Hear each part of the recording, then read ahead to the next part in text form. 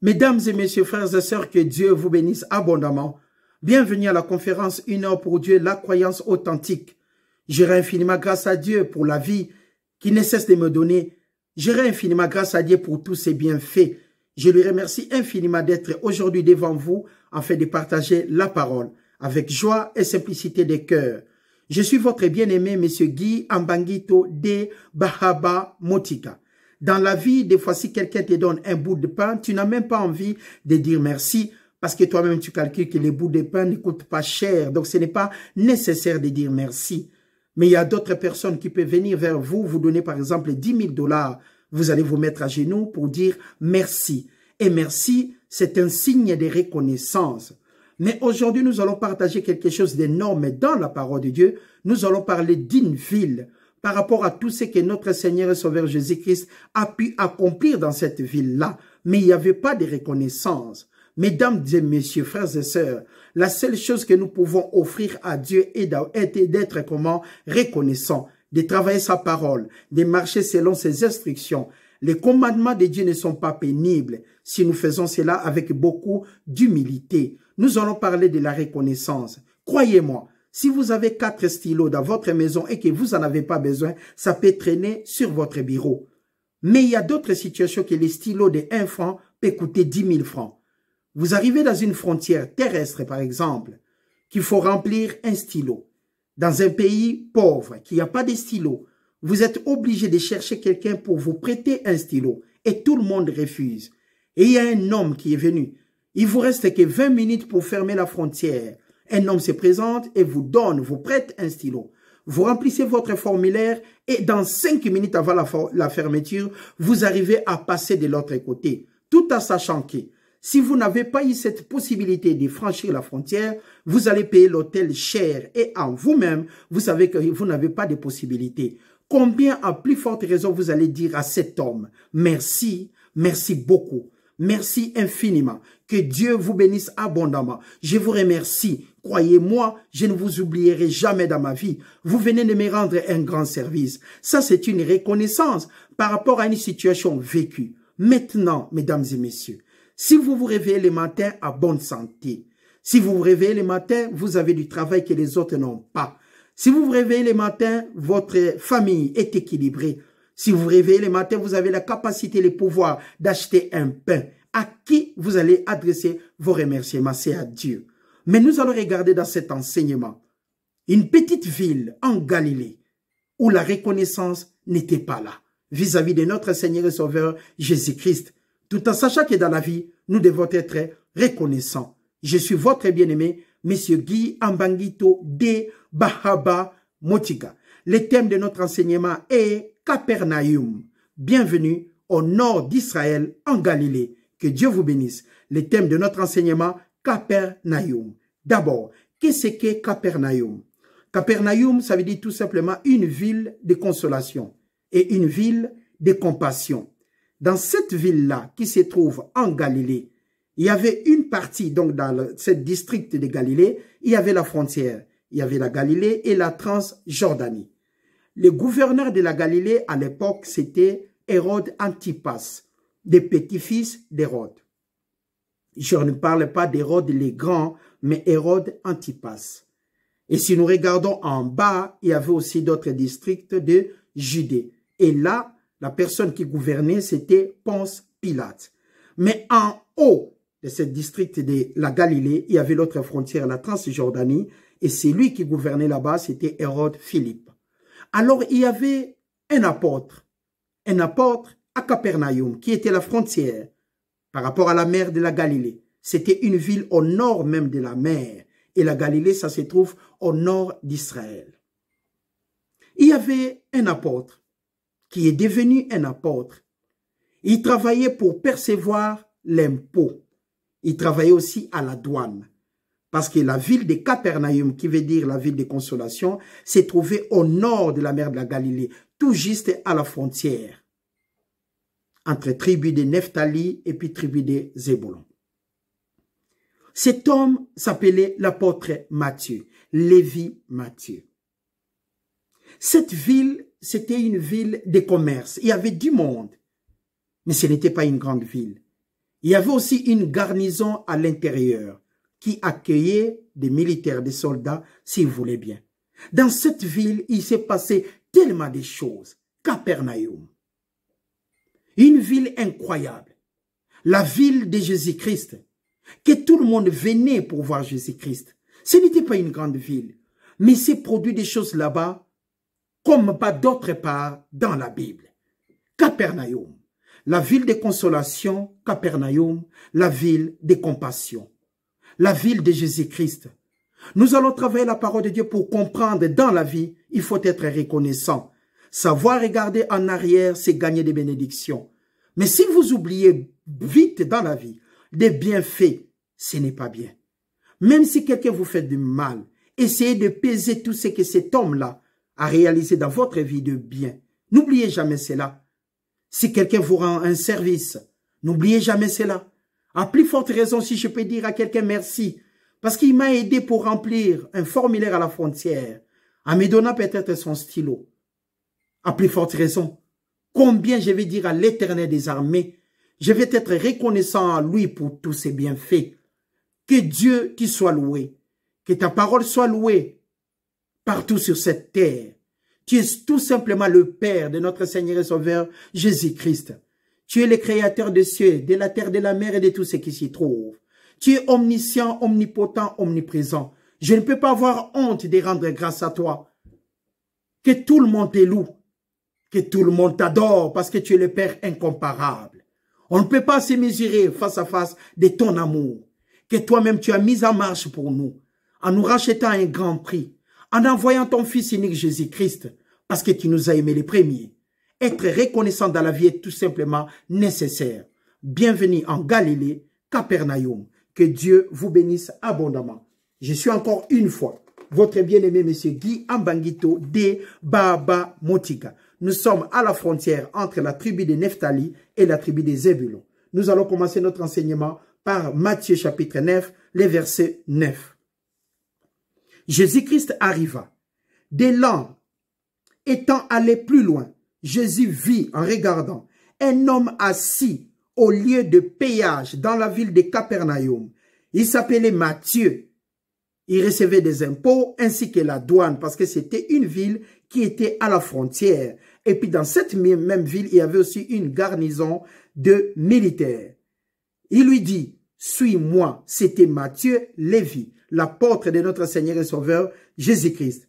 Suis-moi. Et cet homme s'éleva et suivit Jésus-Christ.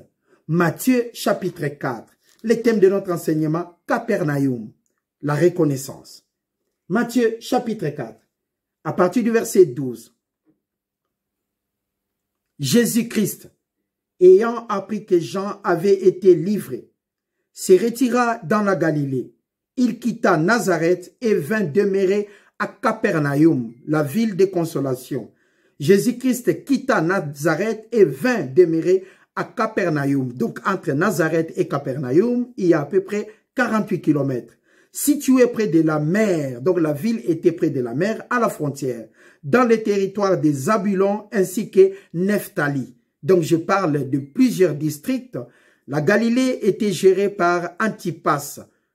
Antipas, donc Hérode, le petit-fils d'Hérode, pas Hérode le Grand, son petit-fils gouvernait la Galilée au nord d'Israël. Plus bas, il y avait Ponce Pilate. Lui, il dirigeait en bas, donc la Judée. Il était là en tant que préfet de la Judée. Et en haut, il y a la Transjordanie qui était dirigée par Hérode Philippe. Nous voyons cela. La parole de Dieu nous dit, Jésus-Christ ayant appris que Jean avait été livré, se retira de la Galilée. Il quitta Nazareth et vint demeurer à Capernaum, à 48 kilomètres de là, situé près de la mer dans le territoire des Zabulon ainsi que de Nephtali, afin que s'accomplit ce qui était annoncé par Ésaïe. Personne ne parlait de cette ville, il n'y avait pas de la valeur, personne ne parlait de cela, afin que s'accomplit ce qui a été annoncé par Ésaïe le prophète. Le peuple des Zabulon ainsi que le peuple de Nephtali, de la contrée voisine de la mer, du pays du Jourdain et de la Galilée et des gentils. Ces peuples assis dans les ténèbres, il n'y avait rien du tout. Au vu d'une grande lumière l'arrivée de Jésus-Christ. Et ceux qui étaient assis dans la région de l'ombre et de la mort, la lumière s'est levée. C'était une ville qui venait d'être bénie par l'Éternel des armées, une ville qui était dans l'ombre, la lumière, la présence de Jésus-Christ, la nouvelle génération, l'arrivée de Christ, le Sauveur, l'arrivée des fils de Dieu, les créateurs des cieux, de la terre, de la mort et de tout ce qui s'y trouve. Si tu confesses de ta bouche le Seigneur Jésus, et si tu crois dans ton cœur que Dieu l'a ressuscité des morts, tu seras sauvé. Zébulon et Nephtali, ces villes qui étaient comment dans les ténèbres, et vu directement la levée de la lumière, l'arrivée des commandes de Jésus-Christ, comme disait le prophète Ésaïe, afin que s'accomplisse ce qui a été annoncé par Ésaïe pour cette ville-là, Capernaum, qui veut dire une ville de consolation. Les prophètes, le peuple des Zabulon et le peuple de Nephtali, de la contrée voisine, de la mer et du pays au-delà des Jourdain, de la Galilée des gentils, ces peuples assis dans les ténèbres, il n'y avait rien du tout. Mais Dieu est amour, a choisi cette petite ville qui avait à peu près 17 000 habitants, une petite ville de 10 hectares, qui n'était même pas grande. Capernaum, le lieu de la consolation, Capernaum, le lieu de compassion. Mais Dieu est tellement bon.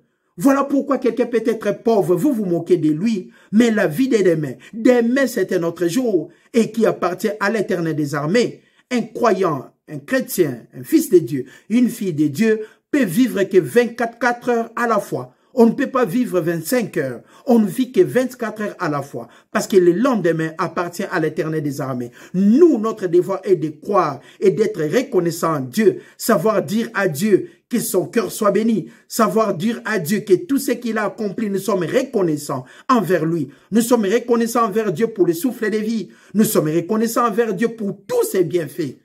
Depuis le commencement jusqu'à ce jour, parce qu'il est tout simplement bon. Il nous a racheté à un grand prix. Ces villages étaient dans l'ombre, dans les ténèbres. Et nous avons vu quoi? Au vu d'une grande lumière. Et sur ceux qui étaient assis dans la région de l'ombre, de la mort, la lumière s'est levée. Jésus-Christ est venu là-bas, afin de travailler comment? La parole de Dieu.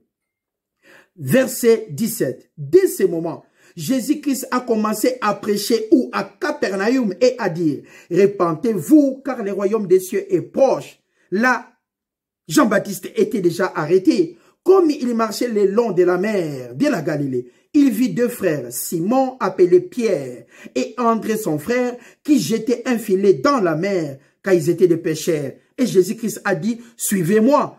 Pierre, lui, il venait de l'autre ville qui était à côté, Bethsaïda, ainsi que les autres. Mais l'apôtre Matthieu, lui, il venait de Capernaum, la ville de consolation. Dieu est tellement bon. Une personne que vous ne pouvez même pas regarder.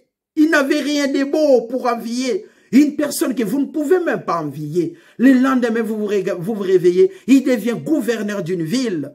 Vous vous dites vous-même, mais qu'est-ce qui se passe sur cette terre? Croyez-moi, n'ayez pas peur, ne vous étonnez pas. Il y a une différence entre ceux qui croient et ceux qui ne croient pas. Dieu nous a dit, si nous persévérons, si nous croyons, nous verrons la différence entre ceux qui servent Dieu et ceux qui ne le servent pas. On ne peut pas être pareil. On ne peut pas être mesuré de la même manière entre ceux qui servent Dieu et ceux qui ne le servent pas. Vous allez être étonnés de tout ce qui se passe dans la vie d'un croyant, des chrétiens. On est là pour étonner. Quand vous voyez que ça baisse, mais Dieu est en train d'élever, malheureusement, on ne peut pas voir la grâce de Dieu. C'est tellement magnifique de travailler pour Dieu. Là où les gens disent que c'est terminé, mais Dieu peut encore retirer quelque chose. Il y a encore de l'espoir pour les enfants de Dieu. Quel que soit de murs à franchir, il y a encore de l'espoir. Quel que soit des montagnes, il y a encore de l'espoir. Il y a toujours une fenêtre qu'on peut s'en sortir. Ça s'appelle Exode, une voie pour s'en sortir parce que Dieu est tellement bon. Capernaum que personne n'a regardé.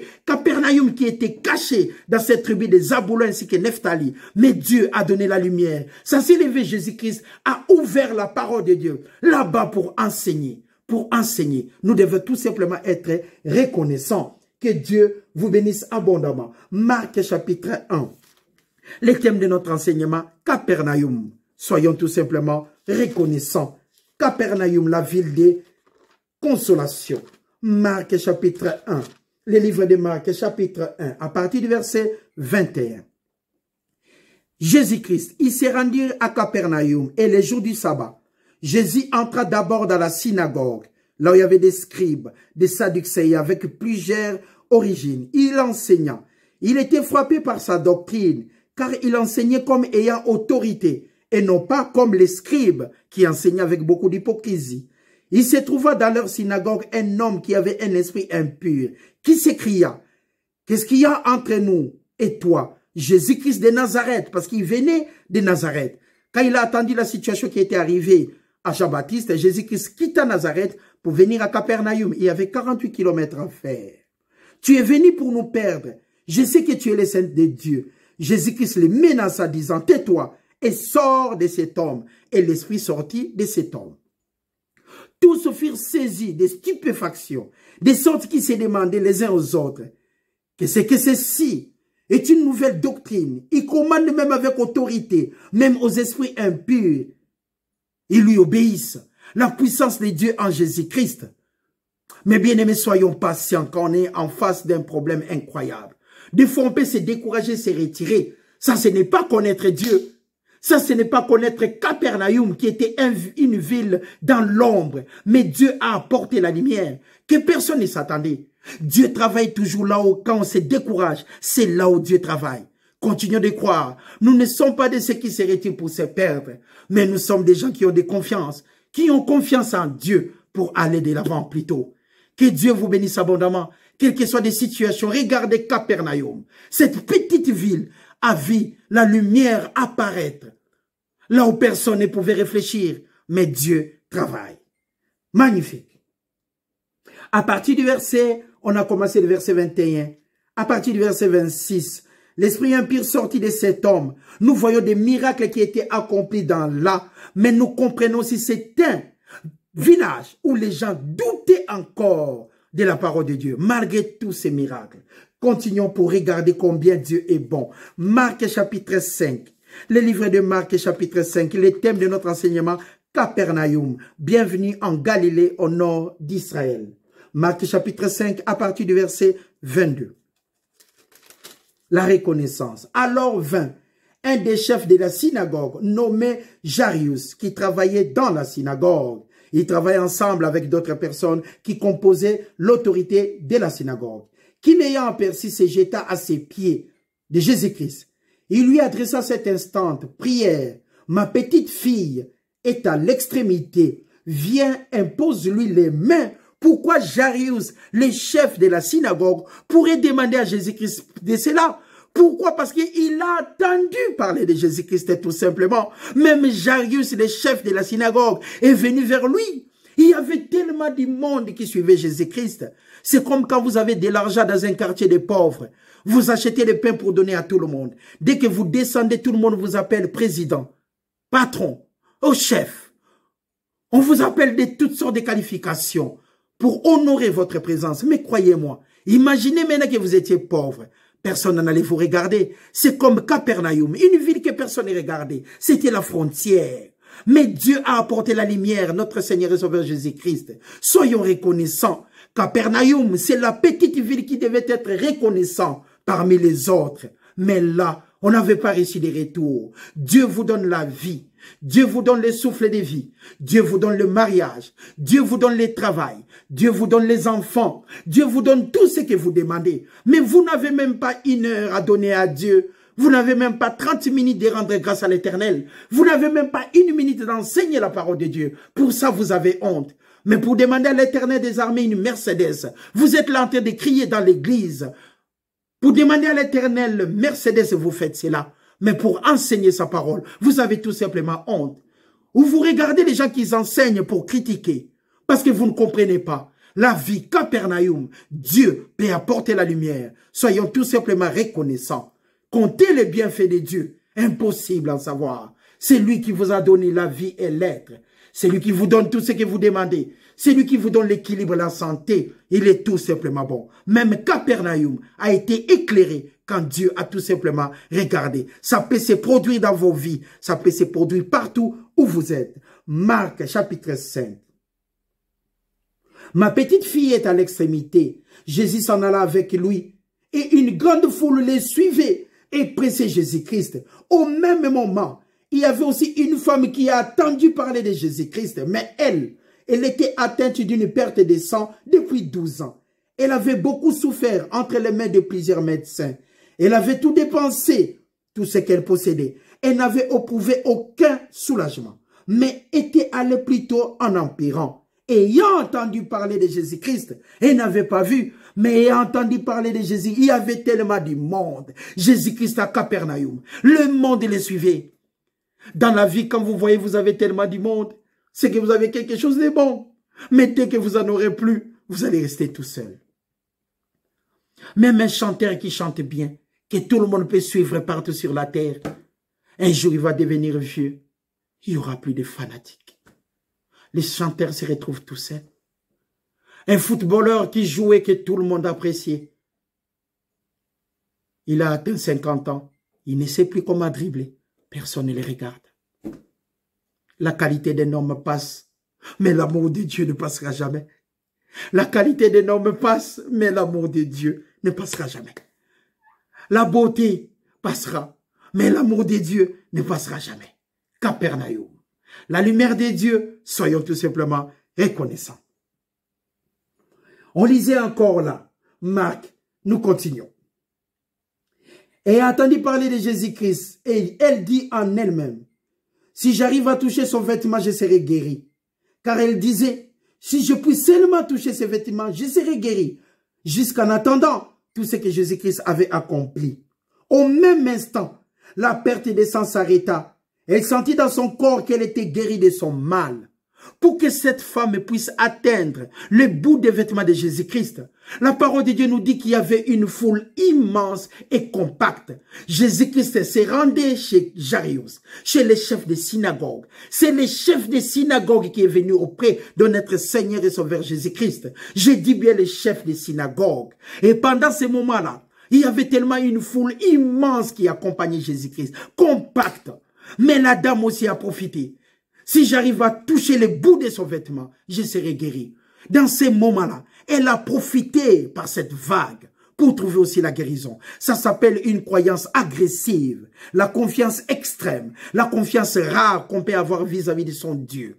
Même si tu n'as plus les moyens de partir, tu n'as plus les moyens de marcher, mais tu as les moyens de ramper parce que Dieu est bon. Nous pouvons croire jusqu'à la fatigue. Dieu n'oublie jamais quelqu'un parce qu'il est amour. On ne peut pas se retirer. Capernaum, une ville dans l'ombre que Dieu a éclairée. Au bout de la Galilée, que Dieu a éclairé.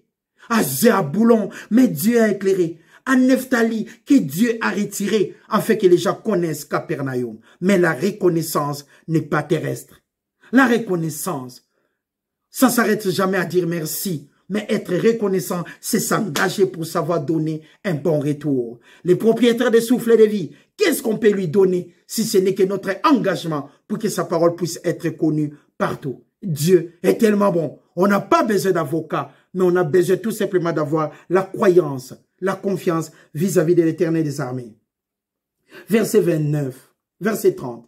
Jésus-Christ connut aussitôt en lui-même qu'une force est sortie de lui. Il se retourna au milieu de la foule et il dit, qui a touché mes vêtements? Ses disciples lui dirent, tu vois que la foule te presse et tu dis qui m'a touché. Il regardait autour de lui pour voir celle qui avait fait cela. La femme effrayée et tremblante, sachant que ce qui était passé en elle, vint se jeter à ses pieds et lui dit toute la vérité. Que Dieu soit loué. La guérison est toujours tirée par notre confiance à Dieu, quelle que soit la maladie. Verset 34. Mais Jésus-Christ lui dit, ma fille, va, ta foi t'a sauvée, va en paix et sois guérie de ton mal. Bienvenue à Capernaum. Comme il parlait encore, survinrent les chefs de la synagogue. Des gens lui dirent, ta fille est déjà morte.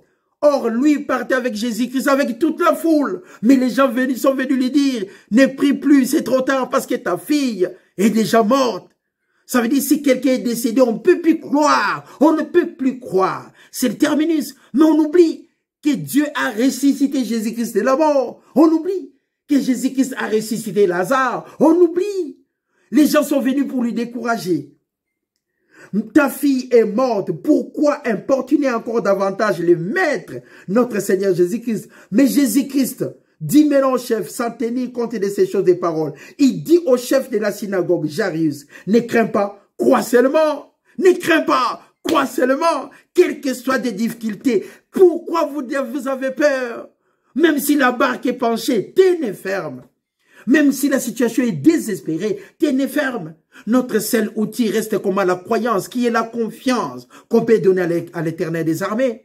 En enseignant la parole de Dieu, vous avez tellement un grand plaisir. Parce que vous faites quelque chose qui dépend de vous-même. Et c'est Dieu qui coordonne. C'est Dieu qui bénit. Bienvenue à Capernaum. La lumière de Dieu peut vous retirer partout où vous êtes. Même si les gens croient que vous êtes dans l'ombre, vous ne verrez jamais la lumière de la vie. Mais croyez-moi, ils vont être étonnés. Nous, des chrétiens, des croyants, nous sommes là que pour étonner. Parce que là où les gens désespèrent, nous sommes capables de croire. Bienvenue à Capernaum, la ville de consolation.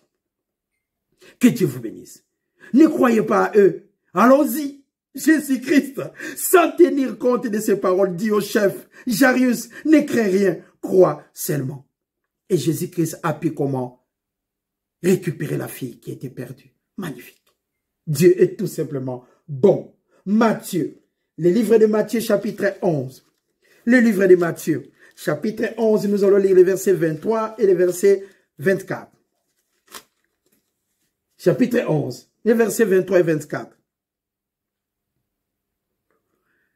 Alors Jésus-Christ dit, à partir du verset 23, « Et toi, Capernaum, seras-tu élevé jusqu'au ciel? Non, tu seras abaissé jusqu'au ciel. Et toi, Capernaum, seras-tu élevé jusqu'au ciel? Non, tu seras abaissé jusqu'au séjour des morts. Si les miracles qui ont été faits au milieu de toi, Capernaum, si les miracles qui ont été faits au milieu de toi, Capernaum, dans Sodome, elles subsisteraient encore aujourd'hui. Si ces miracles-là qui étaient accomplis à Capernaum, s'étaient réalisés peut-être à Kinshasa, dans d'autres villes sur cette terre, la paix allait régner peut-être partout. Mais ils n'ont pas cru. Dieu a apporté la lumière, mais les gens de cette ville n'ont pas cru. Ils ont douté de la parole de Dieu. Le verset 24, c'est pour cela que je vous dis, au jour du jugement, le pays de Sodome sera traité moins rigoureusement que toi, Capernaum, la ville de consolation. Luc chapitre 10. Le livre de Luc chapitre 10, que Dieu vous bénisse abondamment. Luc chapitre 10. À partir du verset 10 jusqu'au verset 15. Luc chapitre 10. À partir du verset 10 jusqu'au verset 15. Mais dans quelque ville que vous entriez, et où l'on ne vous recevra pas, allez dans ces rues et dites, nous secouons contre vous la poussière même de votre ville, qui s'est attachée à nos pieds. Sachez cependant que le royaume de Dieu s'est approché. Je vous dis qu'en ces jours, Sodome sera traité moins rigoureusement que cette ville. Malheur à toi, Chorazin. Malheur à toi, Bethsaïda.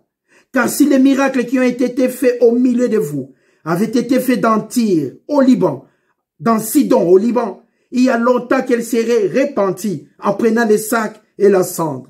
Et c'est pourquoi, au jour du jugement, Tyr et Sidon, au Liban, seront traités moins rigoureusement que vous. Et toi, mon Dieu, Capernaum, la ville de consolation, et toi, Capernaum, la ville de consolation qui a été élevée jusqu'au ciel. Magnifique. Tu seras abaissé jusqu'au séjour des morts.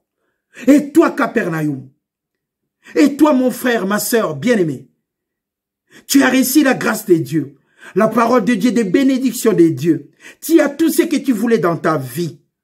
Mais tu n'arrives jamais à regarder devant et à rendre grâce à Dieu. Tu as tourné les dos à l'église. Tu as tourné les dos à la parole de Dieu. Tu ne regardes même pas. Mais croyez-moi, il est grand à d'être reconnaissant. Et toi, Capernaum, la ville où s'est passé, s'est déroulé tellement de miracles, tu continues de douter de la parole de Dieu. Tu seras tellement traité rigoureusement. Et toi que Dieu a béni, a donné le souffle de vie. Et toi que Dieu a donné toute une famille. Et toi que papa a donné la richesse ainsi que le travail. Tu n'arrives même pas à tourner les dos pour bénir les églises de la parole de Dieu. Pour bénir les pasteurs, les évangélistes, tous ceux qui enseignent la parole. Les aider à aider encore, à marcher encore de l'avant.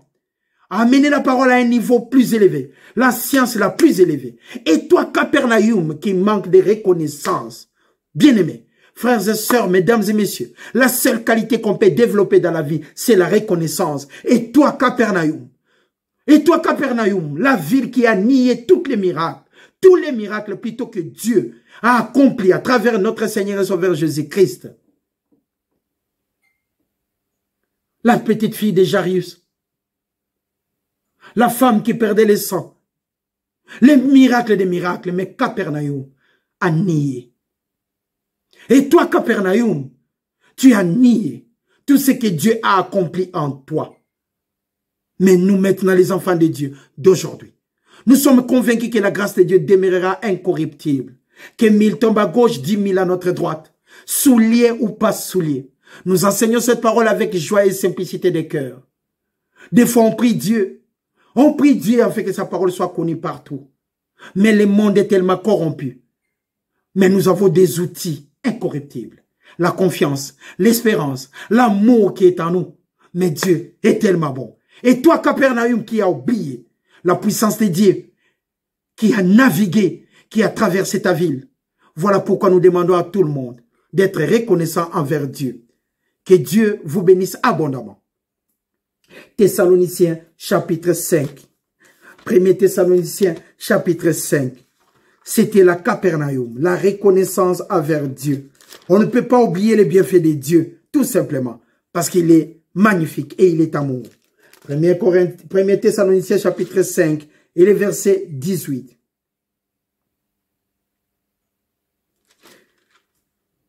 Premier Thessaloniciens 5 et le verset 18. Rendez grâce en toutes choses, car c'est à votre égard la volonté de Dieu en Jésus-Christ. Rendez comment? Grâce à Dieu. Nous devons ne jamais arrêter de rendre grâce à Dieu pour tous ses bienfaits. Ceci dit, je vous souhaite un dimanche magnifique. Que Dieu vous bénisse partout où vous êtes. La reconnaissance ne coûte rien. Même un stylo peut devenir un stylo qui coûtera des millions. C'est toujours par rapport à une situation quelconque qu'on peut trouver la valeur, soit d'une personne, la valeur d'un objet, c'est par rapport toujours à des situations. Même de l'eau que vous en avez à la maison, mais il y a des gens maintenant qui cherchent les fiscs. Même 1 litre, ils n'ont pas parce qu'ils sont dans le désert. Le pain que vous avez à la maison, que vous trouvez personne pour manger, croyez-moi, il y a des gens dans d'autres villes qui n'ont jamais ça. Mais si vous êtes reconnaissant envers Dieu, rendez cela disponible pour les autres. Que Dieu vous bénisse abondamment. On ne peut pas dire à quelqu'un, priez si on a quelque chose à rendre disponible pour lui. Que Dieu vous bénisse abondamment partout où vous êtes. Soyez tout simplement reconnaissant à Dieu pour toute situation. Je vous souhaite un bon dimanche avec joie et simplicité de cœur. C'était là, Capernaum, la ville de consolation. Soyons tout simplement reconnaissants à Dieu. Merci. Un bon dimanche.